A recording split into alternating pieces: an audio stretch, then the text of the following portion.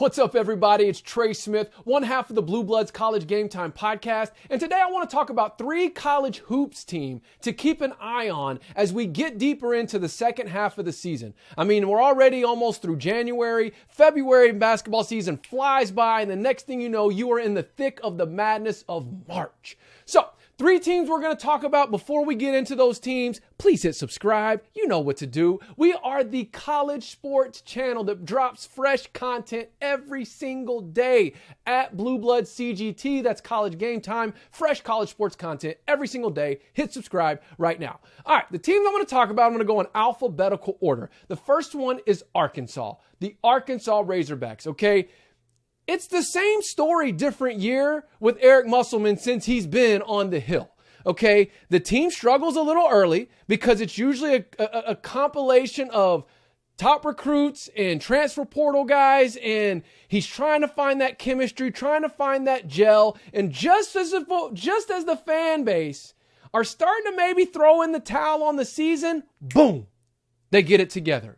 The chemistry starts clicking, this team starts playing together, and then all of a sudden, they go on a tremendous run. They've done it the last 2 seasons, and right now, this season is showing that it's going to be no different.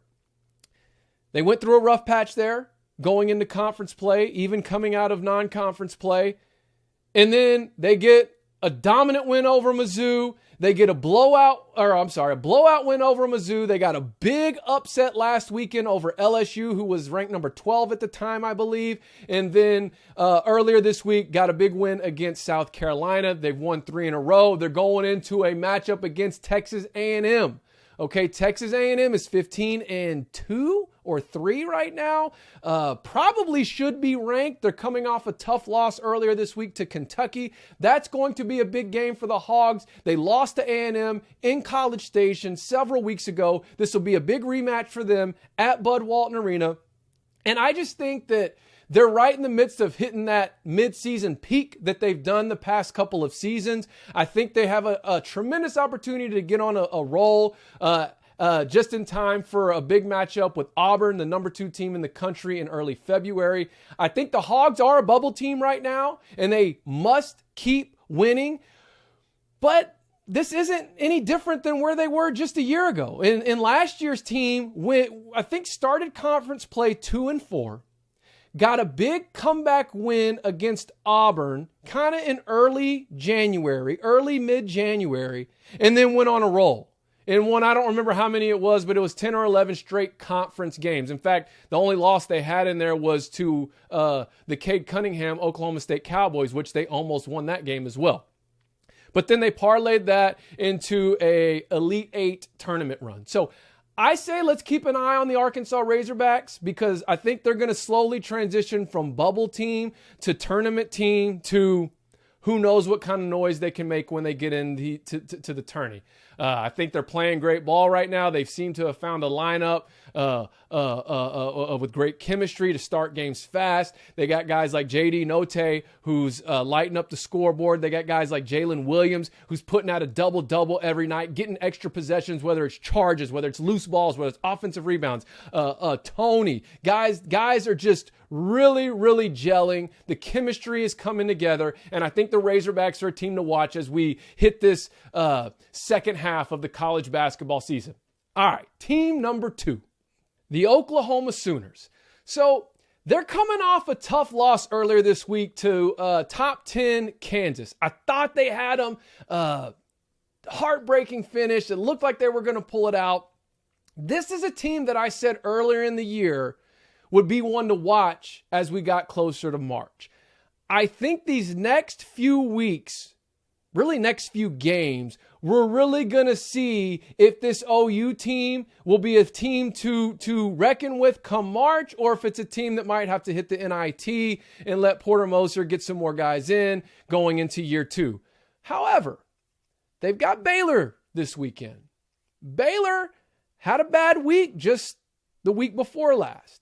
They seem to be getting it back together. They seem to be gelling again, but don't be surprised if this Oklahoma team pulls off the upset and then follows that up with a road trip to West Virginia, which I don't care what West Virginia's record is. When you got to go to their house with Bob Huggins coaching that program, that is a tough game no matter what the season, what the record is.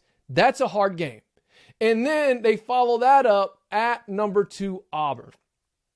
I've got a feeling this OU basketball team, this Porter Moser, year 1 OU Sooner team, is going to shock some people these next 3 games. These are kind of the games that he is built for.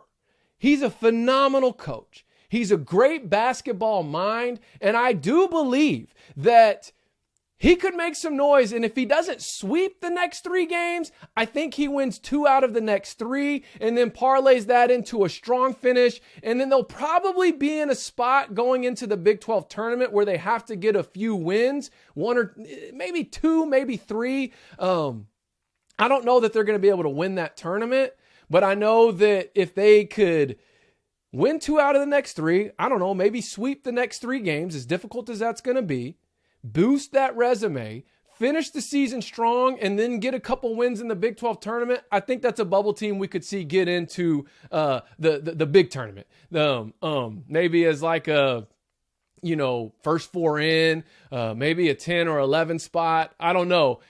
But if OU finds a way to get themselves in that tournament, I'm telling you right now, whoever they're faced with better come to play. Because Porter Moser will have those boys ready. He will have them prepared. And I really think we're starting to see if they could just finish games down the stretch here in the Big 12. And they're going to have to play some giants. Right now, the Big 12 basketball, it's kind of like the SEC West of football. It's a dogfight every single game. I think I like their chances, at least of getting in the tournament. But we're really going to see what they're made of these next 3 games. I think the next 3 games for OU is going to make or break their tournament aspirations. All right, my third and final team is the USC Trojans. Okay, obviously most of their press here lately has been about with Lincoln Riley and what the noise he's making in the transfer portal. And if you're an OU fan watching this, I apologize, but he is making a lot of good noise. But this is about basketball.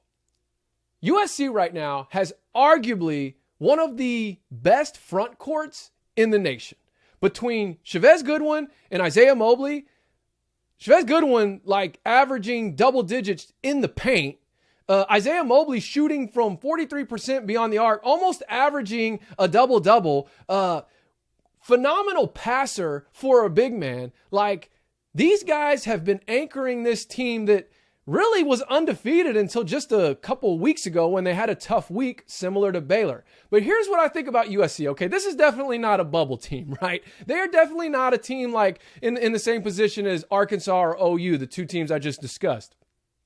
I think this is a team that's playing right now for a number 1 seed in the tournament, maybe number 2. And what I believe is going to determine that is if they take care of business these next few weeks or these next few games to close out January, then in early to mid-February, they're going to get a back-to-back matchups with Arizona and UCLA. If they win those 2 games, this is a number 1 seed in the NCAA tournament. That's my projection.